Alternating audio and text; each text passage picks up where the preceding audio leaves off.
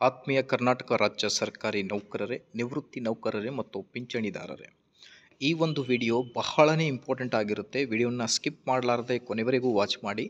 ಅದರ ಜೊತೆಗೆ ನಮ್ಮ ಯೂಟ್ಯೂಬ್ ಚಾನಲನ್ನು ಕೂಡ ಸಬ್ಸ್ಕ್ರೈಬ್ ಮಾಡಿಕೊಳ್ಳಿ. ವೀಕ್ಷಕರೇ, ರಾಜ್ಯ 7ನೇ ವೇತನ ಆಯೋಗದ ವರದಿಯನ್ನು ಅಂಗೀಕರಿಸುವ ಕರ್ನಾಟಕ ಸರ್ಕಾರ ಆಗಸ್ಟ್ನಿಂದಲೇ ಜಾರಿಗೆ ಬರುವಂತೆ ಅದನ್ನು ಜಾರಿಗೊಳಿಸುತ್ತಿದೆ.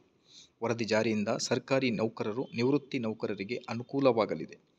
ಸರ್ಕಾರ ರಾಜ್ಯ ಸರ್ಕಾರಿ ನೌಕರರಿಗೆ ಎಷ್ಟು ವೇತನ ಹೆಚ್ಚಳವಾಗಲಿದೆ ಎಂದು ಈಗಾಗಲೇ ವಿವರವಾದ ಆದೇಶವನ್ನು ಕೂಡ ಹೊರಡಿಸಿದೆ. ಡಾಕ್ಟರ್ ರೇಜು ಎಂ.ಟಿ. ಸರ್ಕಾರದ ಕಾರ್ಯದರ್ಶಿ ವೆಚ್ಚ ಆರ್ಥಿಕ ಇಲಾಖೆ ಆದೇಶವೊಂದನ್ನು ಹೊರಡಿಸಿ 7ನೇ ವೇತನ ಆಯೋಗದ ವರದಿ ಜಾರಿ ಬಳಿಕ ನಿವೃತ್ತಿ ಸರ್ಕಾರಿ ನೌಕರರಿಗೆ ಸಿಗುವ ಸೌಲಭ್ಯಗಳು, ಪಿಂಚಣಿ ಪರಿಷ್ಕರಣೆ ವಿವರಗಳನ್ನು ನೀಡಿದ್ದಾರೆ. ಇದರಲ್ಲಿ ನಿವೃತ್ತಿ ವೇತನ ಮತ್ತು ಕುಟುಂಬ ನಿವೃತ್ತಿ ವೇತನ ಪರಿಷ್ಕರಣೆಯ ಅಂಶಗಳು ಸೇರಿವೆ.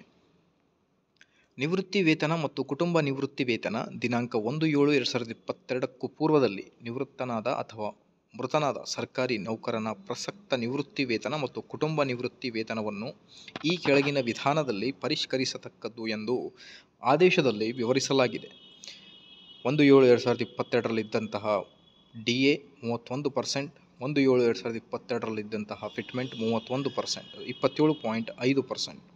ಅದರ ಜೊತೆಗೆ ಈ ನಿಮ್ಮ ಬೇಸಿಕ್ 1/7/2022ರಲ್ಲಿದ್ದಂತಹ ನಿಮ್ಮ ಬೇಸಿಕ್, ಈ ಮೇಲಿನ ಮೂರರ ಒಟ್ಟು ಮೊತ್ತವು ಸಂದರ್ಭ ಅನುಸಾರ ಪರಿಷ್ಕೃತ ಕನಿಷ್ಠ ನಿವೃತ್ತಿ ವೇತನದ ಕನಿಷ್ಠ ಕುಟುಂಬ ನಿವೃತ್ತಿ ವೇತನದ ಮೊತ್ತ ಮಾಸಿಕ 13,500ಗಳಿಗೆ ಕಡಿಮೆ ಇರತಕ್ಕದ್ದಲ್ಲ ಮತ್ತು ಅದು ಗರಿಷ್ಠ ನಿವೃತ್ತಿ ವೇತನ ರೂಪಾಯಿ 1,20,600, ಗರಿಷ್ಠ ಕುಟುಂಬ ನಿವೃತ್ತಿ ವೇತನ 80,400 ಮಿತಿಯನ್ನು ಮೀರತಕ್ಕದ್ದಲ್ಲ ಅನ್ನೋದರ ಬಗ್ಗೆ ಮಾಹಿತಿಯನ್ನು ಕೂಡ ನೀಡಿದ್ದಾರೆ. ಒಂದು ಕುಟುಂಬದ 2 ಅಥವಾ ಹೆಚ್ಚಿನ ಸದಸ್ಯರಿಗೆ ಕುಟುಂಬ ನಿವೃತ್ತಿ ವೇತನವನ್ನು ಮಂಜೂರು ಮಾಡುವ ಪ್ರಕರಣಗಳಲ್ಲಿ ಆದೇಶದ ಅನ್ವಯ ಹೆಚ್ಚಳವಾಗುವ ಪಿಂಚಣಿ ಮೊತ್ತವನ್ನು ಪ್ರತಿ ಸದಸ್ಯನ ಪಾಲಿಗೆ ಅನ್ವಯಿಸಿ ನಿರ್ಧರಿಸತಕ್ಕದ್ದು ಮತ್ತು ಅದು ಅನ್ವಯಿಸುವ ನಿಯಮಗಳು ಅಥವಾ ಆದೇಶಗಳಲ್ಲಿ ನಿರ್ದಿಷ್ಟಪಡಿಸಿದ ಮಿತಿಯೊಳಪಟ್ಟಿರುತ್ತದೆ.